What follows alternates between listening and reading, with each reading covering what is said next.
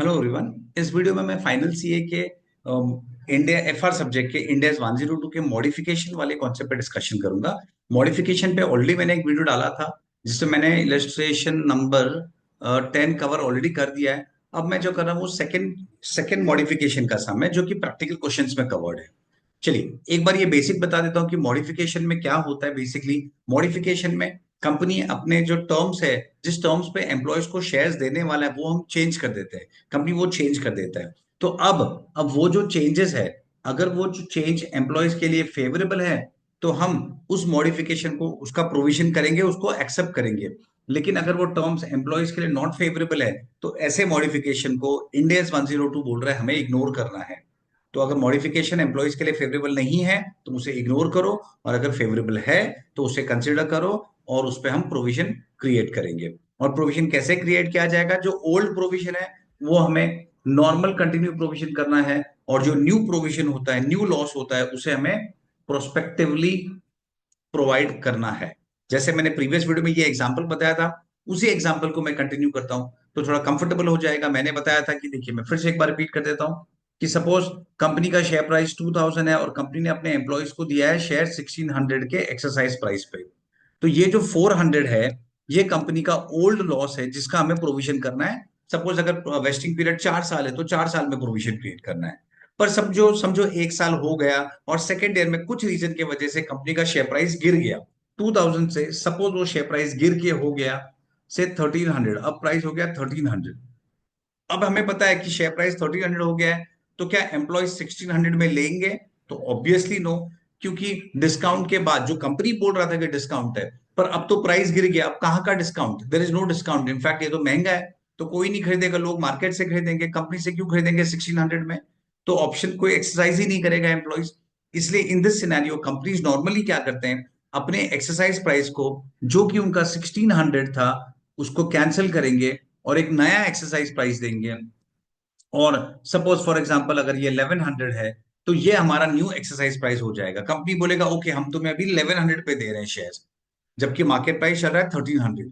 तो ये option makes sense, ये अट्रैक्टिव है, क्योंकि यहाँ पे एम्प्लॉयज को डिस्काउंट मिलेगा और एम्प्लॉयज एक्सरसाइज करेंगे। अब आते हैं इंडेक्स के एंगल से। इंडेक्स का प्रोविजन क्या है कि आज हमने जब हमारे शेयर प्राइस को रीप्राइस किया, आई मीन इसॉप के प्राइस को जब रीप्राइसिंग किया, जब चेंज किया, तो अब 1300 का शेयर हम 1100 1100 में दे रहे हैं। तो यहाँ पे लॉस कितना हुआ? 200। और इंडेक्स का प्रोविजन क्या है? सबसे पहले, क्या ये जो मॉडिफिकेशन है एम्प्लॉयज के लिए फेवरेबल है कि अनफेवरेबल है? तो ऑब्वियसली इट इज फेवरेबल, क्योंकि प्राइस कम किया है, तो उसको हम कंसिडर करेंगे, उसका हम प्रोविजन रिकॉर्ड करेंगे। और रूल क्या है, इंडेक्स के प्रोविजंस क्या है कि जो ओल्ड लॉस है उसे हम प्रोस्पेक्टिवली करेंगे, इसे हम प्रोस्पेक्टिवली रिकॉर्ड करेंगे जैसे हम पहले भी करते थे। और जो न्यू लॉस है, न्यू, उसे हम रेट्रोस्पेक्टिवली करेंगे। सॉरी, आई मीन उल्टा मैंने बता दिया यहाँ पे। कोई नहीं, यहाँ पे देखिए क्या रूल है कि जो ओल्ड है वो तो हम पहले भी प्रोविजन करते थे, अभी भी प्रोविजन करेंगे, नॉर्मल करेंगे। जैसा 4 साल का था तो हम 4 साल के एंगल से ही प्रोविजन करेंगे। लेकिन ये जो एडिशनल प्रोविजन आया, एडिशनल लॉस आया, इसको हम प्रोस्पेक्टिवली करेंगे। प्रोस्पेक्टिवली मतलब हम यहां से, समझो ये सेकेंड ईयर में चेंज हुआ ना, तो सेकेंड ईयर से उसका प्रोविजन किया जाएगा। तो आई होप ये कॉन्सेप्ट क्लियर हो गया है। ओके, चलिए। बेसिकली अगर हम ये रूल देखेंगे ना तो इसके थ्रू अपने को सब समझ जाएगा, like will be comfortable with this part. Fine. अब मैं आता हूं मॉडिफिकेशन के जो सेकंड क्वेश्चन है उस पे आते हैं। प्रैक्टिकल क्वेश्चन 9 है आई थिंक, एक बार चेक कर लेते हैं। यस, प्रैक्टिकल क्वेश्चन 9 पे आता हूं। QA limited had on first April X1 granted 1000 share option to 2000 employees. ठीक है, हमारे पास टोटल 2000 एम्प्लॉइज हैं, उन्हें हमने 1000 शेयर ऑप्शन दिया है। The options are due to vest on 31 March X4। Fine. Start कब से हुआ? 1/4 X1 से स्टार्ट हुआ है। और ये वेस्ट कब हो रहा है? ये वेस्ट हो रहा है 31/3 X4। 3 साल का वेस्टिंग पीरियड है। ओके, 3 साल का वेस्टिंग पीरियड है। 31/3 X2, और ये है 31/3 X3। Fine. Provided the employee remains in employment till 31/3 X4। Fine. Next para. On 1st April X1, the directors of the company estimated that 1800 employees would qualify. 1800 employees would qualify for the option on 31/3 X4। देखिए, हम जब provision करते हैं ना तो हमें provision करते वक्त हमें एम्प्लॉयज को एस्टिमेट करना पड़ता है हर साल, और हर साल हमें एस्टिमेट करना पड़ेगा कि भाई एंड में कितने एम्प्लॉयज होंगे। फॉर एग्जाम्पल मैं अगर यहाँ पे हूँ और मैं एस्टिमेट कर रहा हूँ, तो मुझे यहाँ पे कितने एम्प्लॉयज है वो देखना होगा। अगर मैं यहाँ पे हूँ तो मुझे एस्टिमेट करना है कि भाई एंड में कितने एम्प्लॉयज होंगे, हमें वो देखना है। तो जब भी एस्टिमेट करोगे तो हमें देखना है कि एंड में, वेस्टिंग पीरियड के एंड में कितने एम्प्लॉयज होंगे। फाइन। तो सेकंड पैरा में क्या लिखा है, on 1st April X1 the directors of the company estimated that 1800 employees would qualify for the option on 31st March X4. The estimate was amended to 1850 employees on 31/3/X2. अब हमें लग रहा है यहाँ पे हमें लग रहा है कि नहीं, नंबर ऑफ एम्प्लॉयज होंगे 1850 जो एंटाइटल होंगे, जो 3 साल का वेस्टिंग पीरियड कंप्लीट करेंगे, and further amended to 1840 employees ऑन 31/3/X3। अब हमें लग रहा है कि नहीं, यहाँ पे तो 1840 लग रहा है हमें, विच मीन्स हम सोच रहे हैं कि एंड में 1840 होगा, ऐसे हम यहाँ पे एस्टिमेट कर रहे हैं। सिमिलरली हमें लग रहा है कि एंड में 1850 एम्प्लॉयज होंगे, ऐसा हम यहाँ पे एस्टिमेट कर रहे हैं। फाइन, आई होप ये समझ गया होगा। हम डिफरेंट डेट पे एस्टिमेट कर रहे हैं, पर हमारा जो फाइनल एम्प्लॉयज होंगे वो 31/3/X4, वो सोच के हमें प्रोविजनिंग करना है, वो सोच के हमें एस्टिमेशन करना है। फिर अब आते हैं हम फेयर वैल्यू पे। On 1st April X1 the fair value तो ऑप्शन वाज 1.2, तो यहाँ पे फेयर वैल्यू 1.2 है। The fair value increase to 1.3 on 31/3/X2, यहाँ पे फेयर वैल्यू हो गया है 1.3, यहाँ पे फेयर वैल्यू हो गया है 1.3। फाइन। फिर but due to challenging business conditions the fair value declined. Okay, फिर फेयर वैल्यू गिर गया इन September X2 मतलब समवेयर यहाँ पे, सपोज ये है हमारा September X2, which means second year में, when the fair value was 0.9, ये डेट पे जब फेयर वैल्यू 0.9 था, the directors reprice the option and this cause the fair value to increase to 1.05। मतलब हमने क्या किया वो दिन पे, देखो फेयर वैल्यू का मतलब होता है डिस्काउंट, सिंपल मीनिंग बोलूं तो डिस्काउंट होता है, मतलब एम्प्लॉयज को कितना डिस्काउंट मिल रहा है। तो जब हमारा फेयर वैल्यू 0.9 था, देखो फेयर वैल्यू गिर गया, क्यों गिरा, कि कुछ भी रीजन से कंपनी का परफॉर्मेंस नहीं ठीक होगा, इसलिए वैल्यू गिर गया शेयर का। तो अब कंपनी, अब डायरेक्टर्स ने उसके जो एक्सरसाइज प्राइस है उसको चेंज कर दिया, और वो बोल रहे जब फेयर वैल्यू 0.9 था हमने उन्हें और डिस्काउंट दिया, और अब फेयर वैल्यू हो गया 1.05। तो can I put it this way कि हमने जब यहां पे डिस्काउंट दिया September X2 में, तब तब 0.9 से हमने 1.05 का डिस्काउंट दिया, मतलब हमने कितना एडिशनल डिस्काउंट दिया है उसे, हमने 15 पैसे का एडिशनल डिस्काउंट दिया है। जब फेयर वैल्यू 0.9 है हमने 1.05 पे दिया, मतलब 15 पैसा का फेयर वैल्यू बढ़ाया, मतलब डिस्काउंट बढ़ाया। तो डिस्काउंट जब बढ़ेगा तो एम्प्लॉयज के लिए फायदा और कंपनी के लिए नुकसान, तो वो नुकसान का हमें प्रोविजनिंग करना है। Fine. Trading conditions improved the second half and the fair value of option was 1.25। बाद में उसका फेयर वैल्यू 1.25 हो गया यहां पे। ओके। फिर QA Limited decided that additional cost incurred due to repricing of the option should be on 30th September should be spread over the remaining vesting period. That means उसे prospectively करना है, उसका provision prospectively करना है। ये तो नहीं लिखा होता तो भी हमें वही करना है, क्योंकि इंडिया 102 का प्रोविजन ही वो है कि अगर रीप्राइसिंग होगा, अगर मॉडिफिकेशन होगा, तो उसके वजह से जो फेयर वैल्यू होगा उस फेयर वैल्यू को हमें हमें प्रोस्पेक्टिवली प्रोविजन करना है, और जो पहले का फेयर वैल्यू है उसका हमें रेट्रोस्पेक्टिवली प्रोविजन करना है। फाइन। चलिए, अब ये डेटा हमारे पास है, अब यहां से हम स्टार्ट करते हैं उसका प्रोविजनिंग करना। सबसे पहले हम जब फेयर वैल्यू काउंट करते हैं, फेयर वैल्यू कंसिडर करते हैं, तो कौन सा फेयर वैल्यू लेते हैं, डिफरेंट डिफरेंट डेट का लेते हैं कि ग्रैंड डेट का लेते हैं। तो अगर शेयर्स है तो ग्रैंड डेट का लिया जाएगा, और अगर हम कैश दे रहे हैं, सार्स स्टॉक अप्रिसिएशन राइट्स, तो जिस दिन पे प्रोविजन कर रहे हो उस दिन का फेयर वैल्यू लिया जाता है। और ये सब में ये कौन सा है, ये है सार्स। तो क्योंकि ये सॉरी सॉरी ये सब में सार्स नहीं है, ये सब में हम शेयर्स दे रहे हैं। तो क्योंकि हम शेयर्स दे रहे हैं, तो शेयर्स के लिए क्या रूल है, शेयर्स के लिए रूल है, हम जिस हमारा जो ग्रांट डेट मतलब जब स्टार्ट किया था हमने, जब कंपनी ने अपने एम्प्लॉयज को इन्फॉर्म किया ESOP के बारे में, तो ग्रांड डेट पे जो फेयर वैल्यू है वो ही लिया जाएगा, बाद के फेयर वैल्यूज को इग्नोर किया जाता है शेयर्स के केस में। ओके। फाइन। और सार्स के केस में जब कैश देते हैं तब डिफरेंट डिफरेंट डेट्स पे जो फेयर वैल्यू हम वही कंसिडर करते हैं। तो इसका मतलब हमें 1.2 कंसिडर करना है, यस, ग्रैंड डेट पे जो फेयर वैल्यू वो लेना है। तो 1.3 क्या होगा, इग्नोर। 1.25 क्या होगा, इग्नोर, ये सब इग्नोर होगा। और ये जो है ये कंसिडर करना है, क्यों, क्योंकि ये मॉडिफिकेशन हो रहा है। तो हमें इसका प्रोविजनिंग कैसे करना है, टोटल ईयर्स में, जितने भी ईयर्स है 3 ईयर्स में हमें इसका प्रोविजनिंग करना है। और इसका प्रोविजनिंग कैसे करना है हमें, प्रोस्पेक्टिवली। प्रोस्पेक्टिवली मतलब जहां से चेंज हुआ वहां से करना है।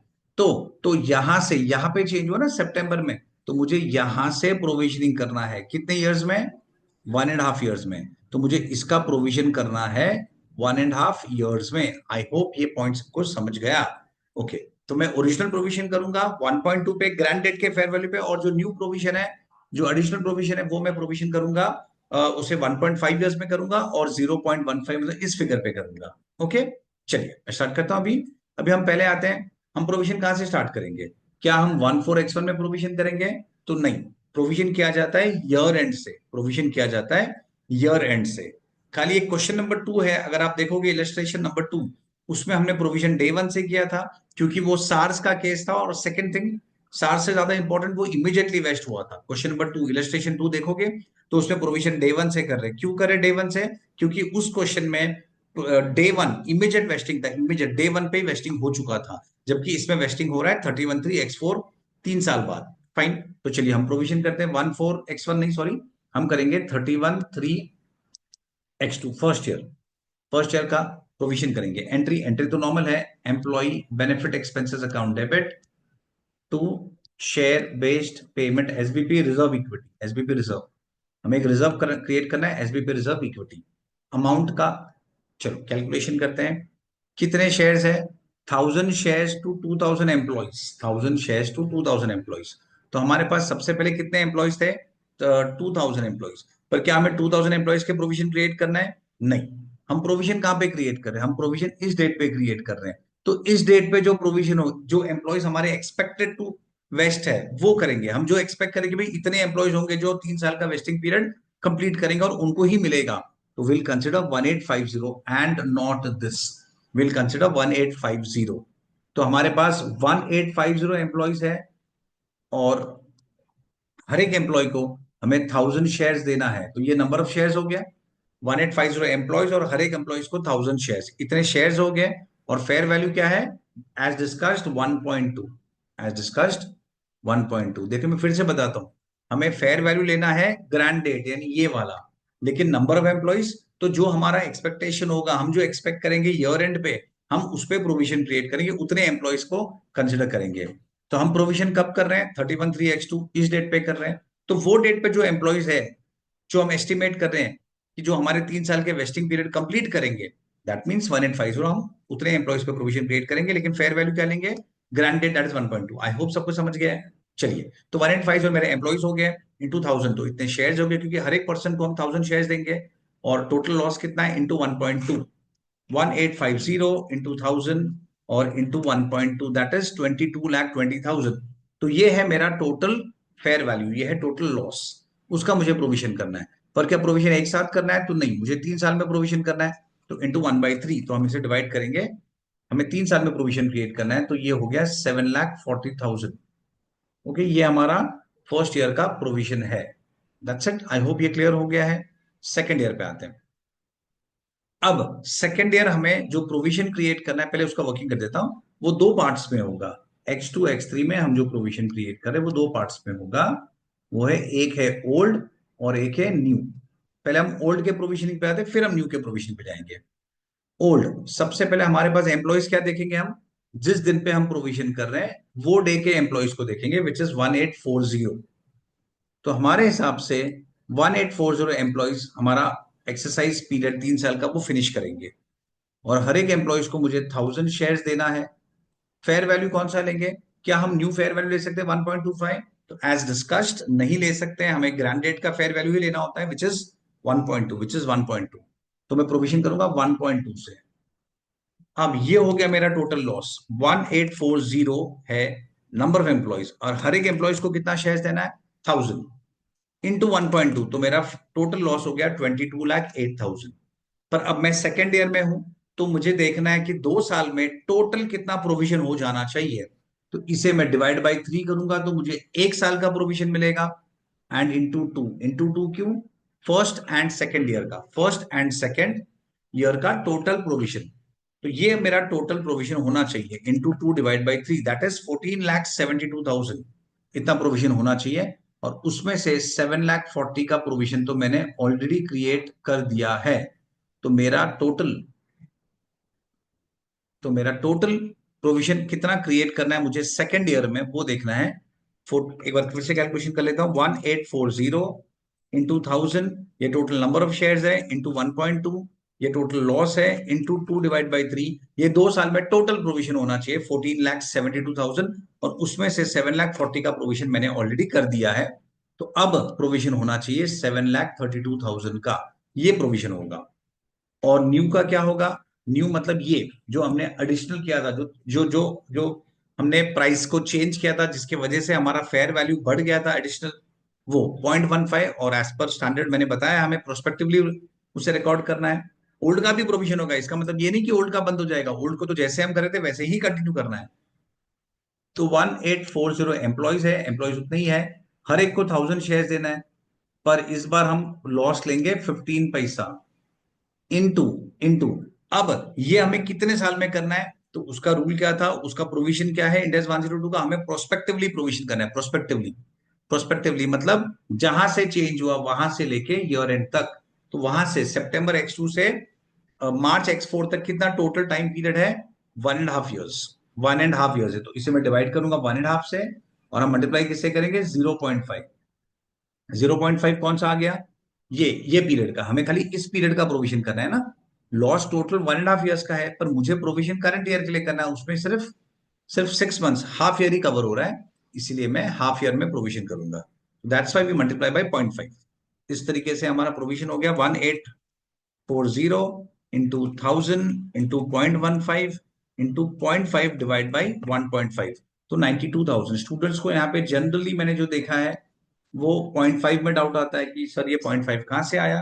तो जैसे मैंने बताया, वो 0.5 सितंबर X2 से लेके मार्च X3 तक का है। सितंबर, सॉरी मैं रॉन्ग एरो डाल दिया, वो सितंबर X2 से लेके मार्च X3, 6 मंथ्स का है। फाइन, चलिए ये पॉइंट भी क्लियर हो गया। तो टोटल हो गया 7,32,000 प्लस 92,000, 8,24,000 का प्रोविजन होगा। और एंट्री तो वही है, एंट्री में तो कोई चेंज नहीं होता है।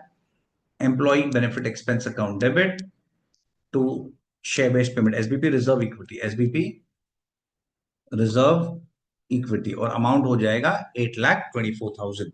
आई होप ये कॉन्सेप्ट आपको समझ गया होगा, ये मॉडिफिकेशन से कनेक्टेड ही है। ओके, चलिए bye, with this I stop the video.